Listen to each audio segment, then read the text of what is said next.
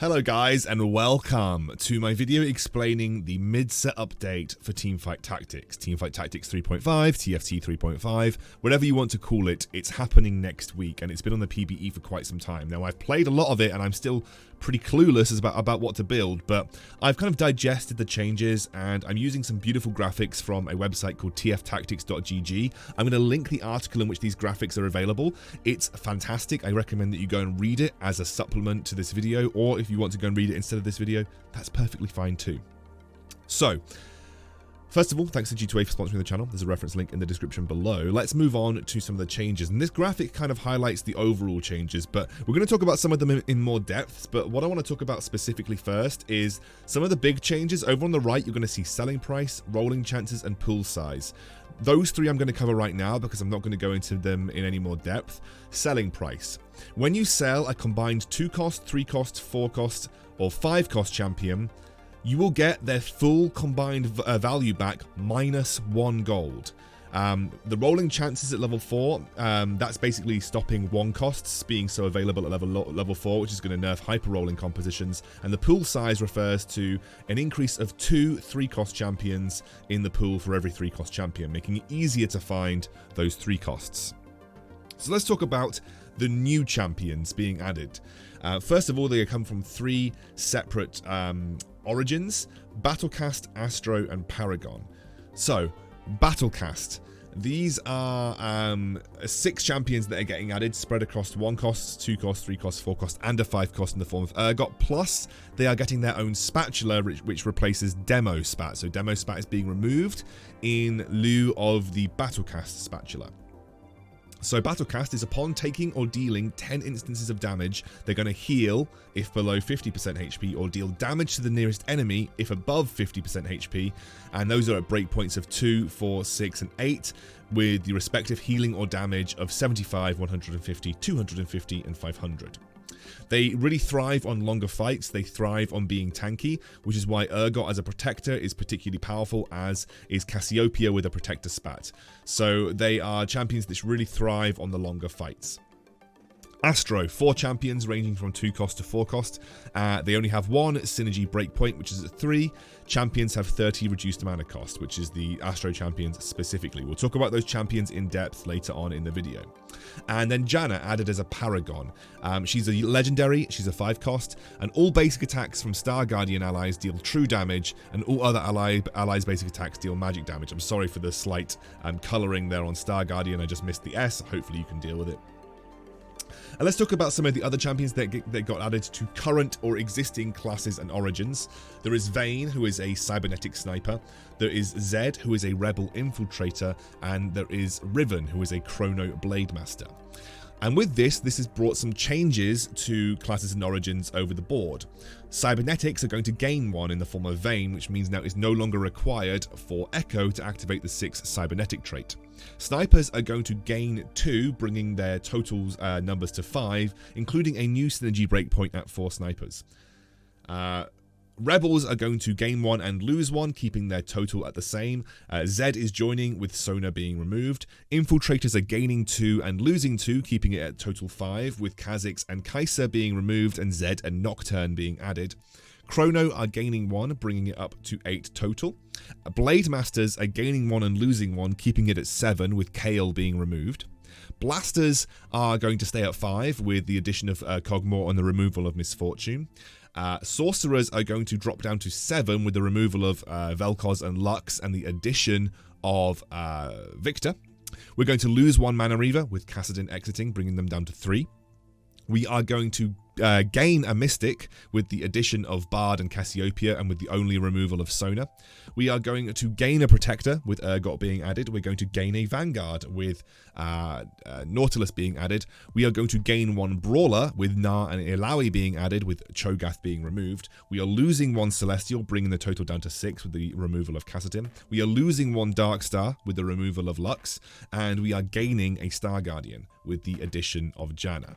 So those are changing the overall balances, which is also going to change some of the individual breakpoints and also rework the way some of these classes and origins hit their particular breakpoints, which we'll talk about in a moment. So let's have a look at those updated classes and origins. Let's talk about origins first. Chrono are going to get an 8 Chrono bonus with the addition of Riven here, and that's going to allow them to have a really intense Chrono build if you wanted to go for it.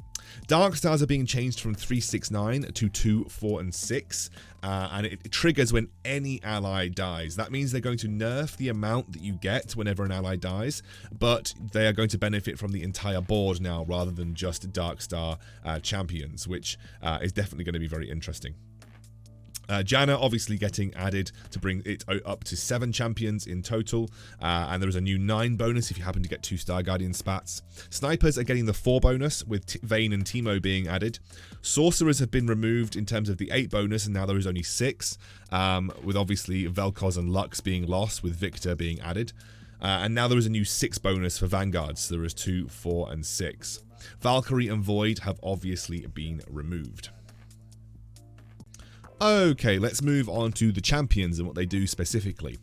Zed is a rebel infiltrator, like we said, and every 3rd basic attack, Zed deals bonus damage and steals a percentage of the target's attack damage, making Zed very good at dealing with those ranged attack damage carries, like, for instance, Vayne, Jhin, Caitlyn, Ashe, any kind of blaster realistically. Anybody that is going to use attack damage as their primary form of damage output, Zed is going to be a good counter to those. He does not have any mana, he is a purely passive-based champion.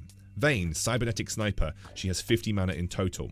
For a duration, Vayne tumbles away from her target and again every 3rd auto attack, becoming invisible and dealing increased damage.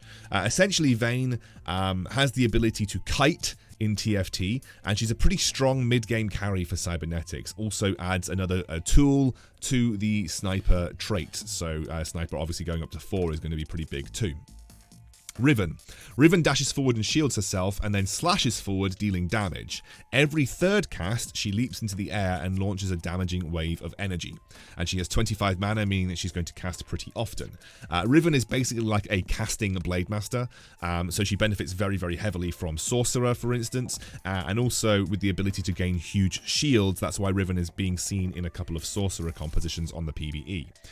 She obviously also adds the extra Blade Master that we lost when Kayle went out, and adds another Chrono, so Shen and Riven plus 1 extra Blade Master will give you Chrono Blade Master really easily. Let's have a look at Astro. This is the new trait, like we said. When you get 3, all of their mana are reduced. All of their manas are respectively reduced by 30. Nautilus starts at 70 mana, which means he'll cast instantly if you have the 3 Astro trait. And essentially, he deals damage to his target and blows them up into the air, stunning them for 3.5 seconds, I believe. And then everybody next to that target also gets knocked up. Bard is 0 out of 90 mana, and he's going to be the most controversial champion on this mid-set update. Bard doesn't do anything other than gain mana every time he basic attacks. He gains extra mana on basic attack, but when he activates his ability, he puts a meep, which is essentially a small sprite that takes up a bench slot, and you can sell that for 1 XP. So this is going to be the most controversial champion because it's going to allow you to accelerate your XP gains, but he is a useless combat champion, realistically. He doesn't really do much damage and also doesn't really do anything for your team other than gain you experience. How people choose to use him and whether he becomes meta is going to be very interesting to keep up with. Nah, he is an Astro brawler, and he is, again, he's brought back from the first set of TFT. He does the same thing, essentially. He has 100 mana, and he leaps into the air, transforms into Mega Gnar, gaining stats, including health, and he then throws enemies, damaging them and stunning them. He's a very powerful CC champion, as well as being a brawler. I think in general he's going to be better than Cho'Gath overall. So Gnar is going to be very interesting. I think he's going to be good. Teemo is going to be a very cool champion. Essentially, Teemo, once he casts, will scatter shrooms around the enemies, and whenever an enemy walks through them, or after a certain period of time those shrooms explode, they knock them down and they slow them as well as damage them as well. There might be some interesting Teemo compositions to build around. He's going to be a little bit like Legends of Runeterra, his version, where you can definitely look to build a composition around him, and whether that's good or not we'll have to see. So those are the Astro champions. Battlecast, this might take me a little bit longer to go through because the Battlecast trait is the one where most new champions are being added. So, Ilaoi, she's a 1-cost, she's a brawler. This is going to open up 4 brawlers a lot earlier on, which is going to be very good. I think we're going to see, we're going to see more 4 brawler early front lines as well as the 4 vanguards. She slams a tentacle in line of her, dealing damage and stealing armor and magic resist from each target hit. She's actually pretty good as an early counter to vanguards because she will steal their armor away from them, and it means that you wouldn't need Last Whisper, for instance. She's actually going to be, I think, a pretty solid early unit. Nocturne jumps to the back line because he's an infiltrator, and he latches onto their target. He terrifies them, which then stuns them and deals damage over the duration of his cast. That will also be cancelled when he dies. So he's a good single target. Both him and Zed are both good single target infiltrators. We are no longer going to have a really big AoE infiltrator in the form of Kai'Sa. There's going to be 2 single target infiltrators in the form of Nocturne and Zed. Cogmore, he is a Battlecast Blaster. For a short duration, Cogmore gains attack speed, he gains infinite attack range, so he basically gets a free rapid fire cannon, and his attacks deal extra magic damage, equating to a percentage of the enemy's HP. This is going to be pretty good, very good as a tank shredder, so I think he's going to be a good answer to Mech, for instance, just by himself being naturally able to shred through enemy HP. He's also going to be good in compositions where you have to take down high HP targets, but another nice early blaster as well to activate blaster synergies. Cassiopeia, she's actually been having a lot of success built around as an individual carry in the PvE right now. She launches fangs at the nearest enemy that isn't poisoned, dealing damage over time and reducing the effects of shields, which makes her very strong versus certain champions like Riven, also very strong versus certain people like Protectors. Also, she deals a lot of damage over 12 seconds, like a lot of damage. So Cassiopeia has been given the Protector spat, for instance, because she has such low mana, and then she's given blue buff, which resets their mana to 20 every time they cast, and that allows her to constantly poison the entire field. People have been playing around Cassiopeia as a carry, and I think she's going to be a strong unit on the next update. Victor burns a path between the 2 enemies, dealing damage instantly, and then again after a short delay. So basically, Victor will target the closest enemy and the furthest enemy away. Basically the longest distance between the enemy compositions, and he'll burn a giant laser beam through the battlefield. It'll deal damage, and then it'll explode, dealing more damage. Victor has been proven to be a very strong sorcerer, and is being used a lot in sorcerer compositions. And then Urgot, probably another controversial champion for this particular update. Urgot is a legendary, and every time he casts, he's going to reel in the furthest enemy from his attack range, and he'll deal damage until they die. Basically, if you get hit by Urgot's ability, it is a death sentence. Even if you have Guardian Angel, you will not survive Urgot's cast. And every time he casts, his ability becomes cheaper, so he's able to continuously cast. He's definitely going to be an interesting unit, and I think we'll see a lot of him in Battlecast Protector compositions, which have already been pretty popular on the PvE. So hopefully that's the Battlecast champions essentially glossed over for you. Now we're going to have a look at Paragon. This is the new addition, a little bit like the battleship that we get from Aurelian Sol. Paragon transforms Star Guardian allies' attacks to true damage, and all other allies' basic attacks become magic damage. It's a good way to counter Vanguards, good way to counter Bramble Vest, for instance. It's just a nice way of dealing with lots of armor. And Janna herself, she summons 5 tornadoes which fly forward in a large cone, granting allies attack speed and knocking up and stunning enemies. I've seen Janna in action. She is ridiculously strong, especially in Sorcerer and Star Guardian compositions. So Star Guardians are back on the menu for the TFT mid-set update. So there are a lot of item updates that I do want to quickly brush over before we just sort of close the video, as I know we've been going on for quite some time here. First of all, Chalice of Favor has been changed to Chalice of Power. Even though it still says Chalice of Favor here on the TFT Tactics, I do believe on the PvE is now called Chalice of Power. When combat begins, the wearer and all allies within 1 hex, so similar to Zeke's Herald, gain 35 ability power for the rest of combat. So it's a really good addition to the backline of sorcerers, for instance. Deathblade has been changed, no longer stacks. It just gives you 30 attack damage, and when the holder basic attacks an enemy with 20% or less health, that enemy is instantly executed. Little bit like Predators from set 2, but that's now Deathblade. Giant Slayer. Attacks and spells deal 20% bonus damage as true damage, or 80% if the target has more than 1500 health. Quite literally a giant slayer, and it's going to be very good at dealing with level 3 units that are on the front line and are very tanky, as well as a mech. It's basically the anti-mech item, to be completely honest with you. Otherwise, I think it's a little bit lackluster in terms of damage output. Hextech Gunblade, heal for all 35% of all spell damage dealt. So no longer basic attacks and spell damage, it is purely a spell vamp item, which could come in useful for individual carries.